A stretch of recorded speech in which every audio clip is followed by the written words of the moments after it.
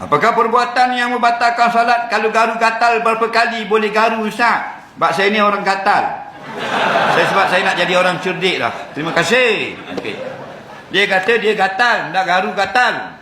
Batal macam mana batal? Banyak mana kali garu baru batal? Bagus. Di dalam semayang ada benda yang membatal. Antaranya melakukan pergerakan yang berturut-turut pada anggota berat. Okey. Mana anggota berat? Contoh. Kalau tangan ini ada anggota ringan, ada anggota berat. Kalau menggerakkan lengan, ini anggota berat. 3 kali berturut, batal. Contoh, tengah semayang, dia garu. Tu, batal. Atau lengan tak bergerak. Yang ni saja gerak. Baru tak gerak, ni saja. Ni. Ni tak gerak, batal.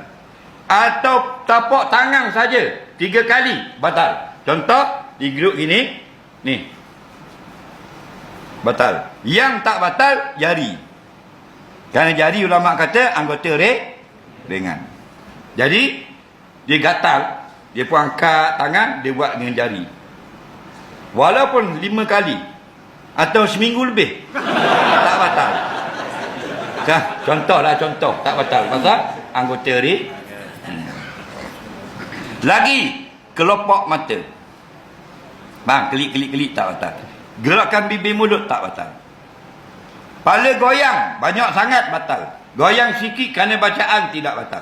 Contoh, Bismillahirrahmanirrahim. Amma yatasa'alun 'anil naba'il 'azim. Contoh, tak batal. Yang batal, Bismillahirrahmanirrahim. Itu bukan rupa orang yang solat. Bunuh ranah. Okey.